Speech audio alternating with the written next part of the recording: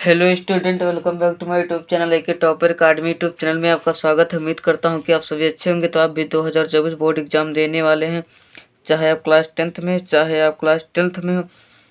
कक्षा 10 एवं 12 वालों के लिए वेरी इंपॉर्टेंट 22 फरवरी 2024 के लिए पेपर में आएगा महत्वपूर्ण प्रश्न बहुविकल्पी। आज हम इस वीडियो में देखने वाला यूपी बोर्ड ने जारी किया महत्वपूर्ण प्रश्न। आज इस वीडियो में हम देखेंगे 2024 के सभी प्रश्न महत्वपूर्ण। तो अभी तक एके टॉपर अकाडमी यूट्यूब चैनल को सब्सक्राइब नहीं किया है तो सब्सक्राइब कर लो और यह वीडियो अपने दोस्तों के पास शेयर कर दो। मैं इसमें बहुत ही मोस्ट इम्पोर्टेंट 45 बहुविकल्पी प्रश्न आज मैं इस वीडियो में डिस्कस करने वाला हूँ। देखते हैं हमारा प्रश्न क्या कहता है। देखता हूँ हमारा पहला नंबर प्रश्न क्या कहता है। इस वीडियो में आज मैं सभी प्रश्न अच्छे से डिस्कस करूँगा। हमारा पहला नंबर प्रश्न है, छायावाद के प्रवर्तक माने जाते हैं। जो छायावाद के हैं वो प्रवर्तक कौन माने जाते हैं, ये आप लोगों को बताना है। छायावाद के जो प्रवर्तक हैं वो जयशंकर प्रसाद हैं। कौन है? जयशंकर प्रसाद जी हैं। हमारा दूसरा नंबर प्रश्न, सुमित्रानंदन पंत की रचना नहीं है। आप लोगों को ये बताना है सुमित्रानंदन पंत की रचना नहीं है। सुमित्रानंदन पंत की रचना नहीं है, ये आप लोगों को बताना है। सुमित्रानंदन की पंत की जो रचना नहीं है वो कौन से, वो रसवंती है। कौन सी? रसवंती। रसवंती जो है वो सुमित्रानंदन पंत की रचना नहीं है। देखते हैं हमारा अगला नंबर प्रश्न, चित्राधार काव्य की भाषा है। चित्राधार काव्य की भाषा है, ये कौन सी भाषा है? तो ये ब्रज भाषा है। कौन सी है? ब्रज भाषा। हमारा चौथा नंबर प्रश्न है जो आपकी एग्जाम की दृष्टि से वेरी इम्पोर्टेंट है। हमारा अगला नंबर प्रश्न है, पपीहों की वह पीन पुकार किसकी पंक्ति है? ये आप लोगों को बताना है। तो ये सुमित्रानंदन पंत की है। किसकी है? सुमित्रानंदन पंत की है। हमारा 5 नंबर प्रश्न है, ग्रंथ काव्य संग्रह के रचयिता हैं। जो ग्रंथ काव्य संग्रह के रचयिता हैं ये कौन है? तो इसका जो आंसर होगा वो होगा सुमित्रानंदन पंत जी हैं। कौन है? सुमित्रानंदन पंत जी हैं। हमारा अगला नंबर प्रश्न है, यामा रचना है। जो यामा है वो किसकी रचना है, ये आप लोगों को बताना है। ये महादेवी वर्मा की रचना है। किसकी है? महादेवी वर्मा की। ये जितने प्रश्न हैं ये आपकी एग्जाम के लिए वेरी इंपॉर्टेंट है। आप लोगों की जो यामा है वो इसकी कौन सी विधा है, ये आप लोगों को हमें कमेंट करके बताना है। देखते हैं हमारा अगला नंबर प्रश्न। हमारा 7 नंबर प्रश्न, छायावाद काल का निर्धारण कीजिए। छायावाद काल का निर्धारण कीजिए। जो हमारा छायावाद काल है सन 1919 से 1938 ईस्वी तक माना जाता है। जो छायावाद काल है ये 1919 ईस्वी से 1938 ईस्वी तक माना जाता है। हमारा 8 नंबर प्रश्न है जो आपके एग्जाम के लिए इम्पोर्टेंट है, कामायनी के प्रथम सर्ग का नाम है। जो कामायनी है इसके प्रथम सर्ग का क्या नाम, ये आप लोगों को बताना है। तो है वो इसका जो सर्ग है प्रथम, उसका नाम है चिंता। इसका क्या नाम है? चिंता। हमारा 9 नंबर प्रश्न, राम की शक्ति पूजा कविता के रचयिता हैं। जो राम की शक्ति पूजा इसकी कविता है, इसके जो रचयिता हैं वो कौन है, ये आप लोगों को कमेंट में बताना है। इसका आंसर हमें आप लोग कमेंट कर देंगे। ये प्रश्न आपके एग्जाम के लिए वेरी इंपॉर्टेंट है। आप लोग इसका आंसर हमें कमेंट में बताएं। हमारा 10वां नंबर प्रश्न है, नौका विहार कविता का संबंध किस नदी से है। हमारा जो 10 नंबर प्रश्न है ये आपकी एग्जाम के लिए वेरी इंपॉर्टेंट है। जो नौका विहार कविता का संबंध किस नदी से है, ये आप लोगों को बताना है। इसका जो संबंध है कविता नौका विहार कविता का, वो गंगा नदी से है। किस नदी से है? गंगा नदी से। हमारा अगला नंबर प्रश्न है, निम्नलिखित में से छायावाद के कवि हैं। जो छायावाद के कवि हैं ये आप लोगों को बताना है कौन है। तो छायावाद के जो कवि हैं वो चतुर्भुज दास। कौन है? चतुर्भुज दास। हमारा 12 नंबर प्रश्न है, छायावाद की प्रमुख विशेषता है। छायावाद की प्रमुख विशेषता है तो कौन से है? प्राकृतिक का उद्दीपन, रूप में वर्णन, सौंदर्य एवं प्रेम, ये दोनों इसके सही हैं। जो छायावाद की प्रमुख विशेषता है वो प्राकृतिक का उद्दीपन, रूप में वर्णन और सौंदर्य एवं प्रेम, ये छायावाद की विशेषताएं हैं। हमारा 13 नंबर प्रश्न है, तोड़ती पत्थर रचना है। तोड़ती पत्थर रचना है, ये किसकी रचना है? यह सूर्यकांत त्रिपाठी निराला की रचना है। ये सूर्यकांत त्रिपाठी निराला की है। हमारा अगला नंबर प्रश्न है, निम्नलिखित में से प्रगतिवादी कवि नहीं है। आप लोगों में से इन 4 ऑप्शन में से बताना है जो प्रगतिवादी कवि हैं वो नहीं है। वो तो भवानी प्रसाद मिश्र। कौन है? भवानी प्रसाद मिश्र। हमारा 15 नंबर प्रश्न है, रामधारी सिंह दिनकर को ज्ञानपीठ पुरस्कार मिला, उनकी कौन सी रचना पर उन्हें ज्ञानपीठ पुरस्कार मिला? तो उर्वशी पर मिला। किस पर? उर्वशी पर। हमारा 16 नंबर प्रश्न है, दूसरा सप्तक का प्रकाशन वर्ष है।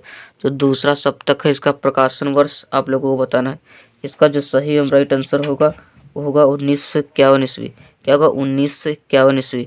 हमारा 17 नंबर प्रश्न, तार सप्तक के संपादक हैं। जो तार सप्तक के संपादक हैं इसके लेखक का नाम बताना। इसके लेखक का नाम बताना। राइटर, इसके जो लेखक हैं राइटर का नाम कमेंट करके बताना है। और इसके जो तार सप्तक के संपादक हैं या लेखक हैं वो हैं अज्ञे जी, सच्चिदानंद हीरानंद वात्स्यन अज्ञे। हमारा अगला नंबर प्रश्न है, रामधारी सिंह दिनकर की रचना नहीं है। ये आप लोगों को बताना है जो रामधारी सिंह दिनकर की रचना नहीं है। तो इसमें सुनहले सवाल रामधारी सिंह दिनकर की रचना नहीं है, और रसमरथी, परशुराम की प्रतीक्षा और चक्रवाल रामधारी सिंह दिनकर की रचनाएं हैं, और सुनहले सवाल इनकी रचनाएं नहीं है। हमारा देखते हैं 19 नंबर प्रश्न क्या कहता है, आंगन के पार द्वार की रचना है किसकी है? जो आंगन के पार द्वार है किसकी रचना है ये आप लोगों को बताना है। तो इसका जो आंसर होगा वो होगा अज्ञे। क्या होगा? अज्ञे। सच्चिदानंद हीरानंद वात्स्यन अज्ञे इसके रचनाकार होंगे। देखते हैं हमारा अगला नंबर प्रश्न क्या कहता है। हमारा प्रश्न है, भाषा योग वशिष्ठ के लेखक हैं। आप लोगों को बताना है भाषा योग वशिष्ठ के लेखक हैं तो कौन है? जो भाषा योग वशिष्ठ के लेखक हैं वो है राम प्रसाद निरंजनी। कौन है? राम प्रसाद निरंजनी। हमारा अगला नंबर प्रश्न, राय कृष्णदास गद्य साहित्य के किस युग के लेखक हैं? जो राय कृष्णदास है वो गद्य साहित्य के किस युग के लेखक हैं? तो वो छायावादी युग के लेखक हैं। किसके? छायावादी युग के लेखक हैं। हमारा 3 नंबर प्रश्न है, अष्टयाम के रचयिता हैं। अष्टयाम के रचयिता के आप लोगों को नाम बताना है। जो अष्टयाम के जो रचयिता हैं वो है नाभादास। कौन है? नाभादास। हमारा 4 नंबर प्रश्न है, साहित्यालोचन गद्य की विधा है। साहित्यालोचन गद्य की विधा है तो कौन सी विधा है? वो है आलोचना विधा। कौन सी है? आलोचना विधा। हमारा 5 नंबर प्रश्न है, हरिश्चंद्र को भारतेंद्र की पदवी से सुशोभित किया गया किस सन में किया गया? तो 1880 ईस्वी में। कितने में? 1880 में। हमारा 6 नंबर प्रश्न, शिक्षा का उद्देश्य निबंध संपूर्णानंद द्वारा लिखित किस संग्रह से संकलित है? तो भाषा की शक्ति पर। किसकी? भाषा की शक्ति पर। हमारा 7 नंबर प्रश्न है, अशोक का फूल का निबंध है। जो अशोक का फूल निबंध है ये आप लोगों को किस किस किस, किस पर है? मनोवैज्ञानिक निबंध, ललित निबंध, बुद्ध प्रधान निबंध या ऐतिहासिक निबंध? इसका जो आप लोगों को आंसर होगा, इसका जो आप लोग आंसर करेंगे वो हमें कमेंट करके बताएं। इसका जो सही एवं राइट आंसर हमें कमेंट करके बताएं। हमारा 8 नंबर प्रश्न है, कन्यादान निबंध के लेखक हैं। कन्यादान निबंध के लेखक हैं ये आप लोगों को बताना है। जो कन्यादान निबंध के लेखक हैं वो हैं सरदार पूर्ण सिंह। कौन है? सरदार पूर्ण सिंह। हमारा 9 नंबर प्रश्न, दौलतपुर रायबरेली उत्तर प्रदेश का जन्म स्थान है। जो दौलतपुर रायबरेली उत्तर प्रदेश का जन्म स्थान है तो है महावीर प्रसाद द्विवेदी का। किसका है? महावीर प्रसाद द्विवेदी का। हमारा 10 नंबर प्रश्न है, खड़ी बोली का प्रथम उप महाकाव्य है। जो खड़ी बोली का प्रथम महाकाव्य है वो कौन है? तो है वो हो प्रिय प्रवास। कौन सा है? प्रिय प्रवास। हमारा 11 नंबर प्रश्न है, रामचंद्र शुक्ल ने जिस काल को वीरगाथा काल कहा उसे आदिकाल किसने कहा? जो आचार्य रामचंद्र शुक्ल जी थे उन्होंने रामचंद्र शुक्ल को वीरगाथा काल कहा, उसे आदिकाल किसने कहा? हमारा अगला नंबर प्रश्न है, जो इसके ऑप्शन है वे आप लोगों को मैं दिखाता हूँ 11 नंबर प्रश्न के। तो कौन है? किसने कहा था? हजारी प्रसाद द्विवेदी ने।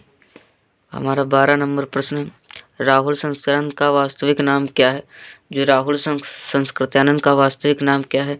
तो वह केदारनाथ पांडेय। क्या था? केदारनाथ पांडेय। हमारा 13 नंबर प्रश्न है, रसज्ञ रंजन कृत के लेखक हैं। रसज्ञ रंजन कृत के लेखक हैं, यह आप लोगों को बताना है।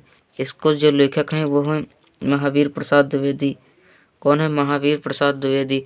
हमारा 14 नंबर प्रश्न है, संयोगिता स्वयंवर कृति है। जो संयोगिता स्वयंवर कृति है ये किसकी कृति है? तो वह श्रीनिवास दास। किसकी है? श्रीनिवास दास।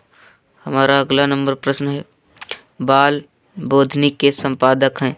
बाल बोधनी के संपादक हैं तो कौन है? जो बाल बोधनी के संपादक हैं वो भारतेंदु हरिश्चंद्र जी हैं। कौन है? भारतेंदु हरिश्चंद्र जी।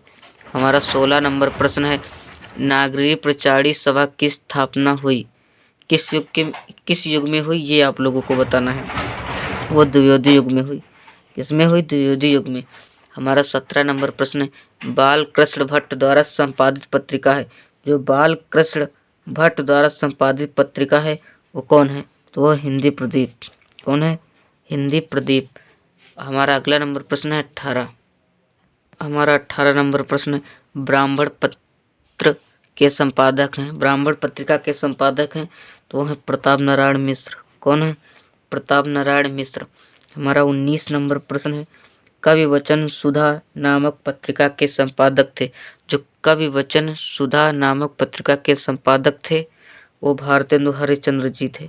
कौन थे? भारतेंदु हरिश्चंद्र जी थे। हमारा 20 नंबर प्रश्न है, हंस नामक पत्रिका के संपादक थे। हंस नामक पत्रिका के संपादक कौन थे? वो थे महावीर प्रसाद द्विवेदी। कौन थे? महावीर प्रसाद द्विवेदी। हमारा 21 नंबर प्रश्न, कौन सा ग्रंथ आदिकाल का है? इसमें आप लोगों को बताना है कौन सा ग्रंथ आदिकाल का है। तो वह बीसल देव रासो। कौन है? बीसल देव रासो। हमारा 22 नंबर प्रश्न है, प्रेमाश्रयी सूफी काव्यधारा का संबंध किससे है? जो प्रेमाश्रयी सूफी काव्यधारा का संबंध किससे है? किस किस धारा से? ये आप लोगों को बताना है। कृष्ण भक्त, सगुण भक्त, निर्गुण भक्त या राम भक्त, ये आप लोगों को बताना है। तो इसका जो संबंध है वो निर्गुण और निर्गुण भक्ति से। हमारा 23 नंबर प्रश्न, भक्तिकालीन कवि कौन है? जो भक्तिकालीन कवि हैं वो कौन है? ये आप लोगों को बताना है। तो इसमें हैं अयोध्या सिंह उपाध्याय हरिऔध। इसमें मैंने हरिऔध लिख दिया है, आप लोगों को पूरा नाम लिखना है, अयोध्या सिंह उपाध्याय हरिऔध। हमारा 24 नंबर प्रश्न, रसखान किस काव्यधारा के कवि हैं? जो रसखान हैं वो किस काव्यधारा के कवि हैं? ये आप लोगों को बताना है। प्रेमाश्रयी काव्यधारा, निर्गुण भक्ति काव्यधारा, सगुण भक्ति काव्यधारा या कृष्ण भक्ति काव्यधारा। जो रसखान जी थे वो कृष्ण भक्ति शाखा के थे, कृष्ण भक्ति काव्यधारा के थे। हमने इसमें 45 बहुविकल्पी डिस्कस किया हूँ। उम्मीद करता हूँ कि ज़्यादा से ज़्यादा आप लोगों को आते हैं। जो नहीं आते हैं उनके एक नोट्स बना लो, एक नोट्स बना लो ताकि आपको याद करने में बहुत ही आसानी होगी और आप भी अच्छे से अच्छे आप स्कोर बना पाएंगे। अच्छे से अच्छा आप अपना स्कोर बना पाएंगे यूपी बोर्ड 2024 में। तो वीडियो कैसा लगा? वीडियो अच्छा लगा तो एक वीडियो को एक लाइक कर दो और इस चैनल पर नए हो तो चैनल को सब्सक्राइब कर दो। इस चैनल पर 2024 बोर्ड एग्जाम की संपूर्ण तैयारी कराई जाएगी PDF हैंड राइटिंग नोट्स के साथ। तो अभी तक वीडियो को शेयर नहीं किया है तो अपने दोस्तों के पास शेयर कर दो। Thank you. जय हिंद, जय भारत, जय वंदे मातरम। मिलते हैं नेक्स्ट वीडियो में, जब तक के लिए।